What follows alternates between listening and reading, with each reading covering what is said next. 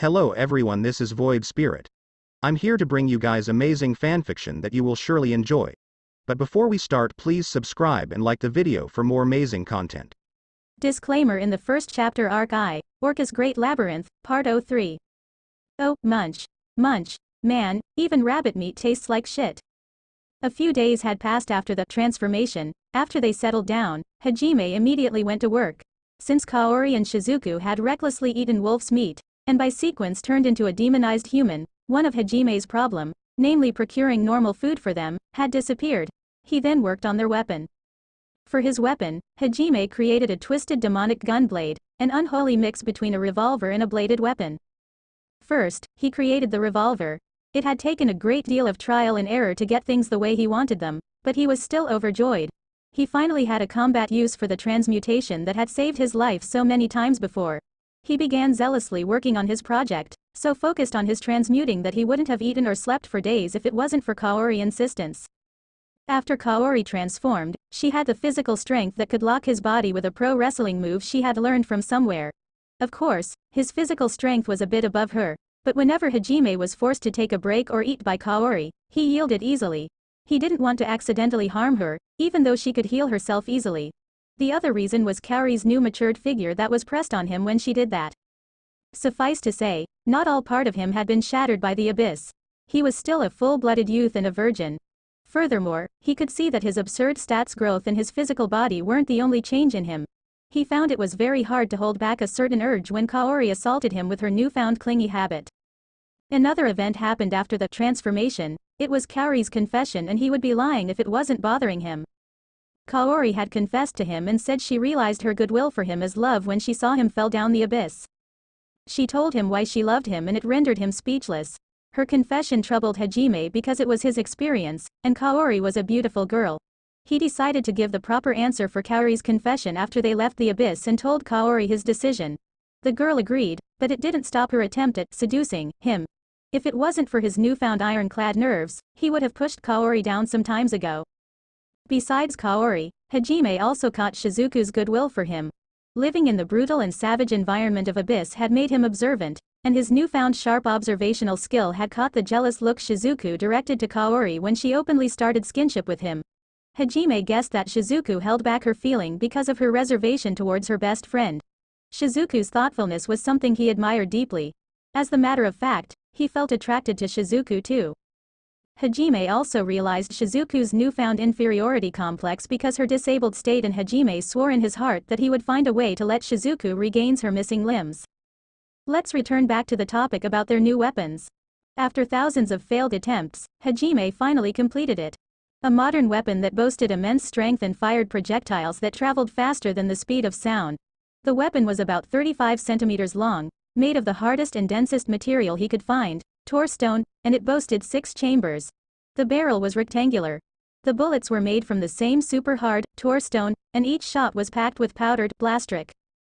At first, he only planned his new weapon, Donner, to be a normal revolver, but Shizuku gave him a piece of her mind. What happened when your enemy entered a close combat distance where you cannot use your gun? After retorting back, it's called revolver. To Shizuku, he decided to upgrade his revolver into gunblade called Donner Schnitt 1. He created Kaori and Shizuku's weapons next. For Kaori, he created a gun halberd that could convert Kaori's lightning bolt, with minimum mana cost, into an electric bullet that could pierce a thick stone and electrocute organic target. The gun halberd hybrid was called Lanzettenblatt. Meanwhile, he created a normal katana from highly compressed Tor stone for Shizuku. When he wanted to name it after German word or legendary Nordic weapon, Shizuku shot his idea down and called her new weapon Reikiri, lightning cutter. Accidentally, Shizuku gained lighting field, like Hajime. Only Kaori who got lightning bolt. After that, they hunted the demon beasts day after day. And currently, Hajime and his 2 ladies' companions were on the break after they killed demonic rabbits. As much as the taste is disgusting, it can't be helped if we want to grow stronger and leave this hell.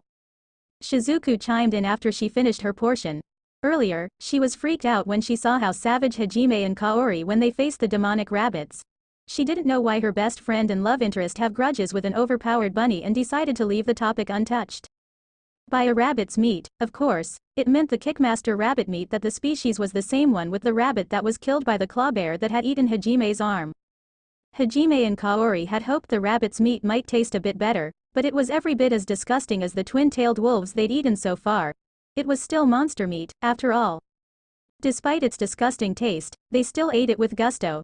Thanks to their iron stomach skill, they were able to eat as much as they wanted whenever they felt themselves getting hungry. Using the magic they had acquired from monsters made them grow hungry quickly, and since they had used that magic to take down the rabbit, they had eaten it all to replenish their energy. If they overused their magic, their hunger pangs would flare up again, and while they wouldn't die thanks to the ambrosia they carried with them everywhere, they still needed to be careful about how much magic they used. Speaking of Shizuku, she had a prosthetics left leg from below her knee. Hajime had created it from Tor stone. It was pity we must kill such cute creature. As somebody who loved something cute, Shizuku regretted the cold-blooded murder on it. Well, at least, it gave useful skill. Kaori commented while dancing in the air with her newly gained skill, air dance. She looked graceful and exotic while spinning and jumping in the air. Furthermore, her minimum attire that consisted of the tube top and bloomer from twin-tailed wolf's fur showed so much skin. Hajime couldn't help but ogle Kaori with amazed eyes. Pervert. Hajime averted his eyes from Kaori when he heard Shizuku's word. Then, he decided to check on his status plate. Nagumo Hajime age, 17 gender, male level, 12 job, synergist. Strength, 200 vitality, 300 defense, 200 agility, 400.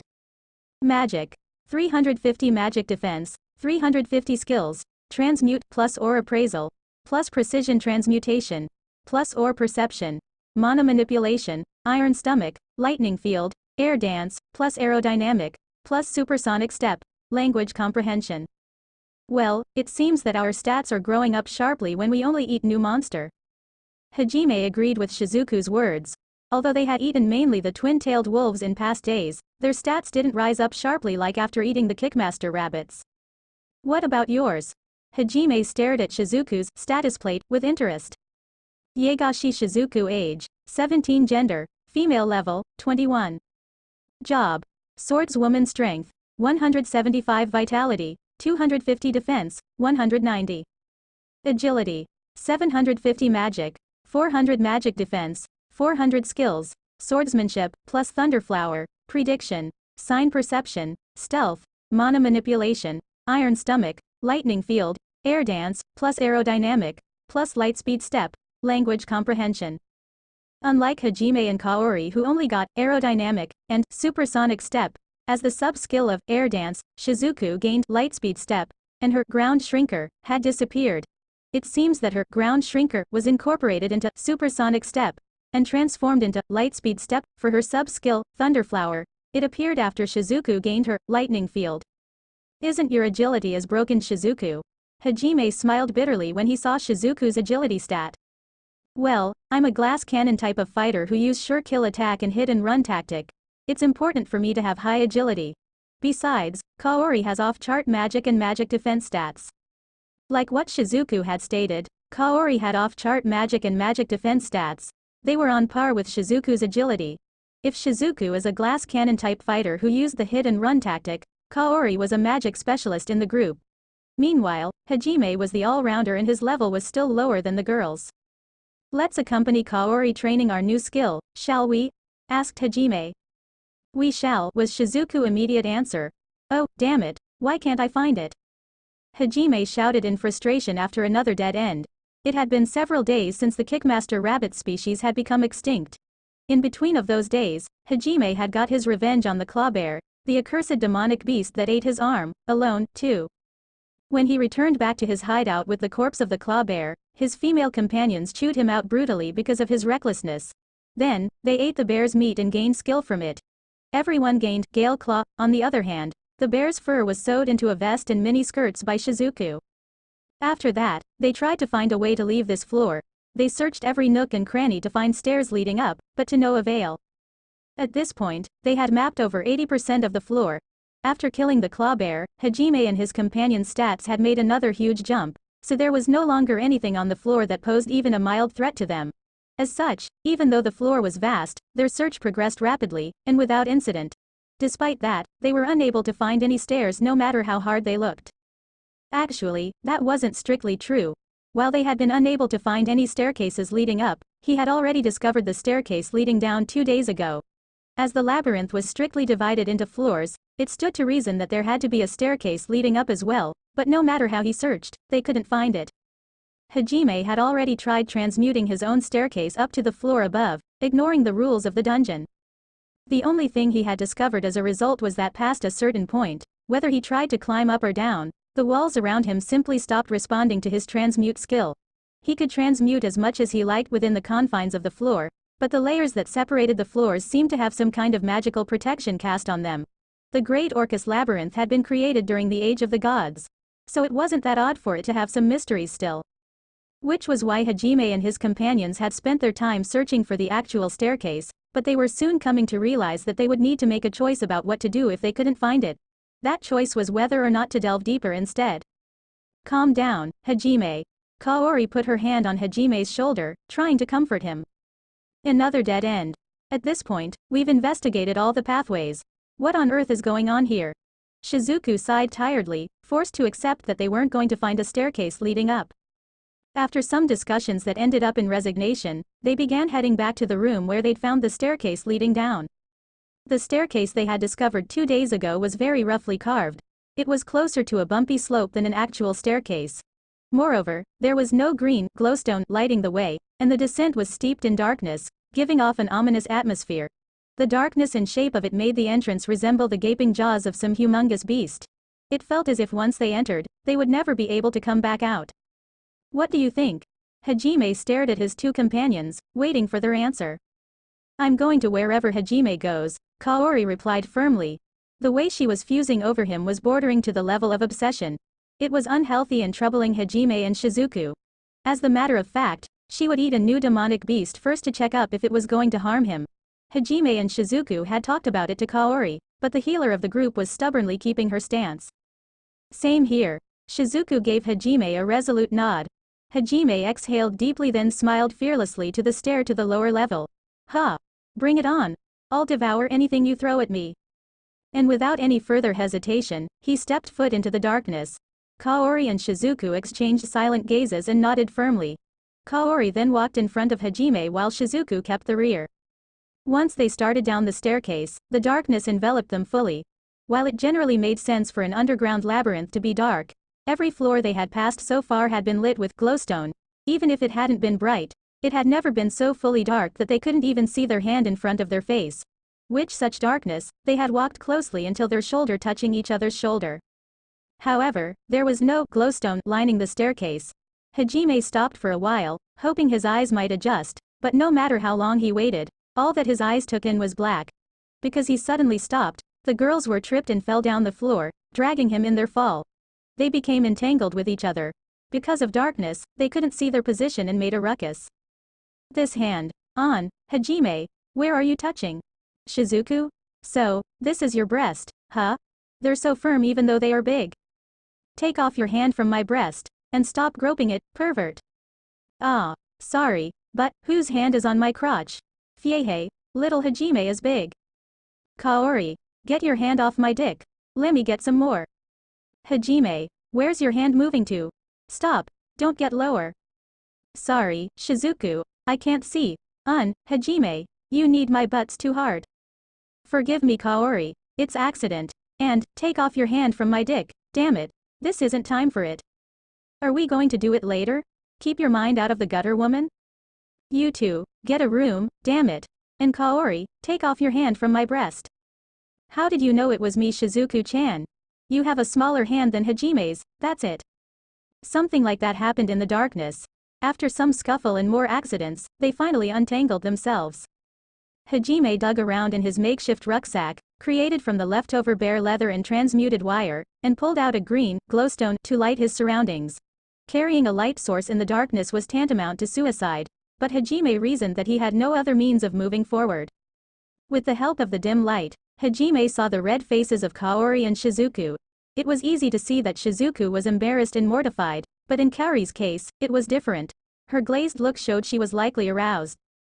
However, he decided to be serious and dragged Kaori's mind out of gutter forcefully, with Shizuku's help of course. Then, he asked Kaori to hold the makeshift lantern for her limbs were still intact. After a while of walking forward, Shizuku's sign perception caught something in the darkness, deeper down the passageway. After Shizuku signaled Hajime and Kaori, they strained their senses, suddenly vigilant. Sticking to the shadows as much as possible while they advanced, they suddenly felt an ominous feeling approach from their left side. At the threat, Shizuku as the fastest quickly cut whatever it was with her lightning-clad sword. Then, Kaori lighted it with the glowstone. Illuminated in the ghastly green light was a massive 2-meter-long gray lizard with golden eyes. Its head split into by Shizuku's attack.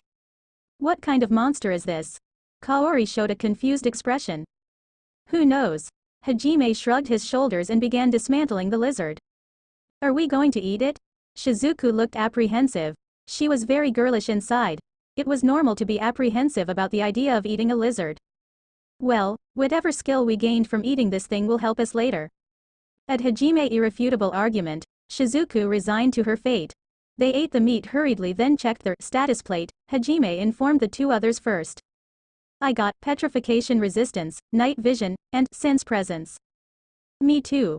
But I lost sign perception. I got petrifaction resistance, night vision, sense presence, and petrifying gaze. For real? Hajime and Shizuku retorted at Kaori's luck in getting such abnormal status debuff skill. After Hajime harvested anything valuable from the lizard he dubbed as Basilisk, they continued their slow and carefully journey. Along the way, Hajime sulked because he couldn't get the petrifying gaze, like Kaori, and the two girls desperately consoled the boy. Because night vision and sense presence, they could move easily in the darkness. They continued walking through the darkness. They searched for dozens of hours but were unable to find a staircase leading down. They continued defeating enemies, getting new skills from devouring new enemies, and picking up the useful rocks they found on the way, and before long he found himself laden with more things than they could easily carry. That was when Shizuku finally decided that it was time they made a base for themselves. Hajime put his hand on a nearby wall and transmuted it. The wall opened up easily enough, and they walked into the passage he made for them. Hajime continued transmuting the area around him until he had space about 9 tatami mats wide. Then, before he forgot, he took the basketball-sized pale blue crystal out of his rucksack and placed it onto a cavity he had carved out for it. He had, of course, brought the divinity stone with his group. He had also brought along containers to hold the ambrosia that he set underneath the stone with the help of Kaori and Shizuku. Once they settled in the room, Hajime began transmuting new supplies for himself and gave their weapons maintenance. Crafting even a single bullet took a great deal of concentration. His bullets needed to be extremely precise. In order to make use of Donnerschnitt's rifling, he had to get the size and shape exactly right. And he couldn't make a single mistake in compressing the blastric packed within them. Each bullet took about 30 minutes to make, but Hajime was still proud of his skill with the craft. Humans really are creatures that display a terrifying amount of strength when they're desperate, Hajime thought, impressed with himself.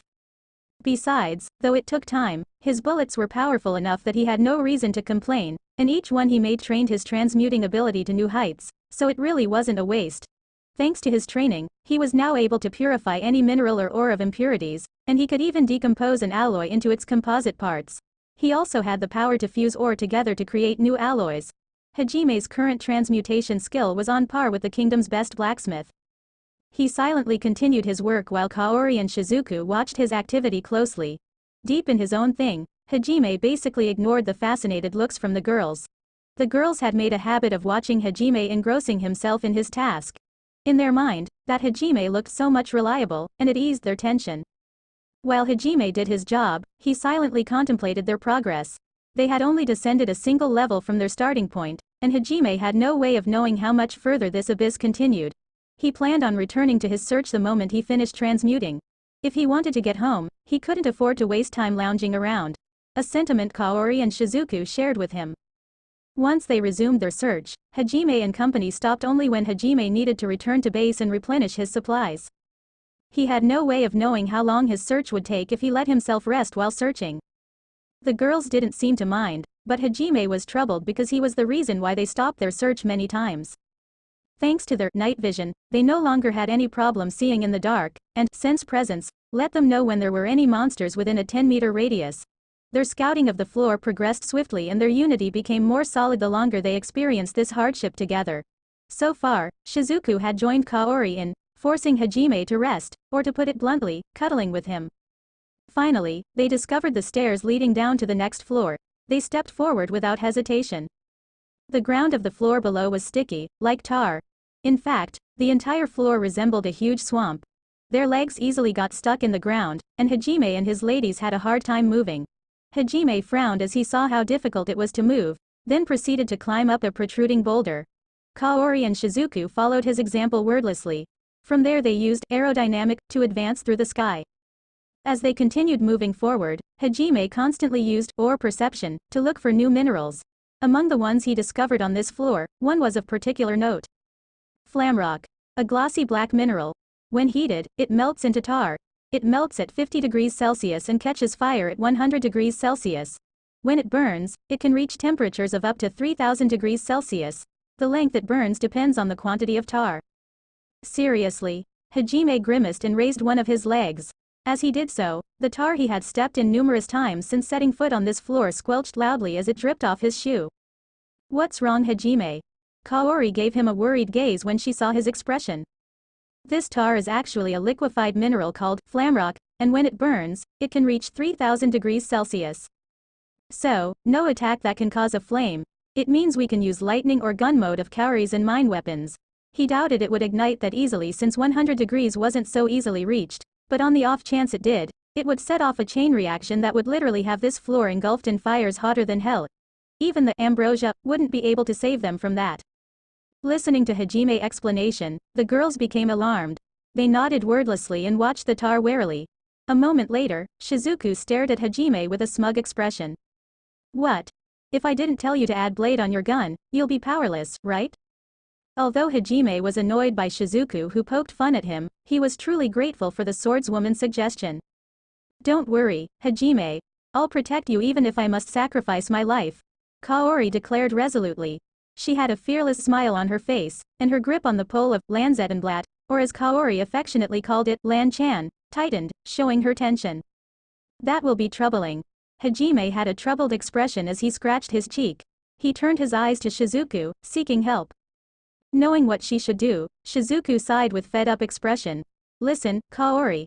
I don't think it's going to be good if you sacrifice your life easily like that. With that, Shizuku gave Kaori sermon on why she should cure her unhealthy obsession in protecting Hajime, whose physical strength and endurance was higher than herself or Kaori's. But, it ended in failure because of Kaori's obstinacy. After that, they continued their progress in searching for the stairs leading down. Hajime and his entourage continued conquering the labyrinth. They descended down floor after floor until they had gone another 50 floors past the one that had the flamrock. They didn't meet any problematic event on that floor. The tar shark that would jump out of the sea of tar suddenly would be cut down by Hajime or Shizuku or hindered by Kaori's barrier before it was cut into sushi. Their progress was fast. They had lost all sense of time down in the dungeon and had no way of guessing how many days had passed. Though it still took time, it was clear he was progressing through the labyrinth at a ridiculously fast pace. In the alternate timeline where Hajime was alone in conquering Orca's great labyrinth, the time spent by that Hajime was twice longer than this Hajime and his entourage. They worked together in a single unit seamlessly. Their trust to the others was absolute, and it was like they could read others' next move to chain a deadly combo. There was some hardship, but it was never brushed with death when they had to fight all sorts of unbelievably powerful monsters that would decimate the dozens summoned students in mere seconds. Among these monsters was a huge rainbow-colored frog that could spit poison and a giant moth that, oddly enough, looked a lot like Butterfree from old Pokemon franchise. The frog they had encountered on a floor that had a faint poisonous mist spread throughout it, and the moth had the ability to spread its scales through the air. Scales that paralyzed anything they touched. Had it not been for the Kaori's skill, they would waste ambrosia that was better being kept for the more dire situation. They had, of course, eaten both the moth and the frog. There had been some reservation to eating the moth. It was the first time Shizuku vehemently denied to eat monsters. Hajime and Kaori forced it into Shizuku's mouth with unhinged smiles and villainous laughter and mad giggle. They reminded themselves it was to make them stronger, which helped them power through that meal, though, Shizuku stopped talking for some time until the other two apologized while prostrating for an hour. They, most importantly the girls, had remembered feeling vexed when they discovered that the frog had actually tasted better than all the other monsters so far. And though they were deep underground, they had even gone through a floor that resembled the Amazon jungle. It had been incredibly humid and the air hung thick around them. That had been by far the worst floor they had traversed. The monsters they had met on that floor had been giant centipedes and living trees. Hardened as he was to most things, even Hajime had been completely creeped out when a giant centipede had come crashing down from a high-up tree branch. Shizuku had become berserk on that floor, and Hajime swore he saw the illusion of six-armed, three-faced demon above Shizuku. It was the most disgusting sight she'd ever laid her eyes on. And the centipede had split itself into various segments to attack them, too. Hajime and Kaori just stayed in Kaori's barrier as Shizuku's after images filled the entire floor. The whirlwind of Flash Claw, which was her version of Hajime's Gale Claw, with more precise cutting attack, ripped all centipedes apart, and the sound of oversized centipedes' death throes echoed ceaselessly for a few hours. Shizuku had been unresponsive and pale like a corpse for a long time after that, and it was Kaori's job to clean the centipede's blood covering Shizuku's body from head to toes. The tree monsters of that floor were basically the tree ants Hajime had seen in RPGs. They used their roots to attack from underground, while also flinging their branches around like whips. Though the real strength of those fake tree ants didn't lie in such simple skills. When they were in trouble, they would start shaking their heads wildly, flinging crimson fruit at their enemies. The fruit they threw didn't hurt, and just to test it, Hajime and Kaori had tried eating one. When they had stood rooted to the spot for almost an hour. The fruit had contained no poison. In fact, it had tasted delicious. It was sweet and refreshing, like watermelon. Despite expectations, it was nothing like an apple. The fact that the floor was the most unpleasant one they had encountered yet completely flew out of Hajime and Kaori's head. Even their resolve to conquer the labyrinth temporarily left their mind. It was the first time they had eaten anything aside from monster meat in months. That fruit was also something that snapped Shizuku out of her unresponsive state. Their eyes became that of a hunter, and they spent a great deal of time hunting down the fake tree ants. By the time their craving for their fruit had finally been sated, the tree ants had been hunted to total extinction. If someone arrived on that floor not long after that, they would find the floor was free from monsters. And so, they continued progressing through the floors until they had passed 50 of them before they knew it. And still, the labyrinth continued endlessly downward. For the record, Hajime and his entourage's current stats looked like this. Nagumo Hajime age, 17 gender, male level, 24 strength, 880. Vitality, 970 defense, 860 agility, 1040 magic, 760.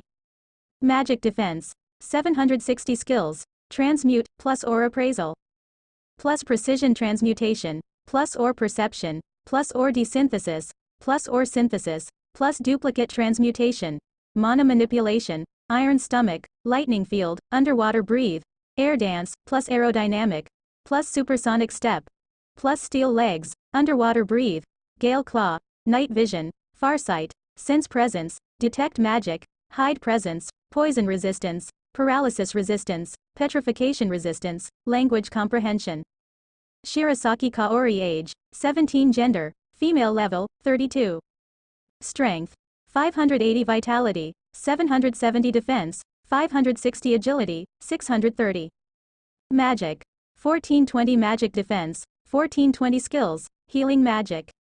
Plus blessing, plus miracle, plus 10,000 heavens, plus. Increase effectiveness, plus increase healing rate, plus. Increase healing rate, plus increase in magic power efficiency. Plus continuous activation, all elements aptitude. Barrier magic, plus light severance, plus holy severance. Plus heaven interruption. High-speed magic power recovery, restrain, examine, focus, infiltrate, mana manipulation, iron stomach, lightning bolt, gale claw, air dance, plus aerodynamic, plus supersonic step, plus steel legs, curse, plus petrifying gaze, plus poison fog, plus paralyzing powder, night vision, farsight, sense presence, detect magic, hide presence, poison resistance, paralysis resistance, petrification resistance, language comprehension, compound magic. Yaegashi Shizuku age, 17 gender, female level, 34. Strength, 740 vitality, 830 defense, 760 agility, 1560. Magic, 680 magic defense, 680 skills, swordsmanship, plus thunderflower, plus flash claw, plus extreme blade, plus no beat, prediction, stealth, mana manipulation, iron stomach, lightning field, air dance, plus aerodynamic, plus lightspeed step, plus sword hand, night vision, farsight, sense presence, detect magic, hide presence, poison resistance, paralysis resistance, petrification resistance, language comprehension. Oh, footnote. 1. Imagine the gunblade belonged to Archer Alter, Detroit Emiya from Fate, Grand Order. 2. This scene just same with the canon. CLN or WN if you're curious.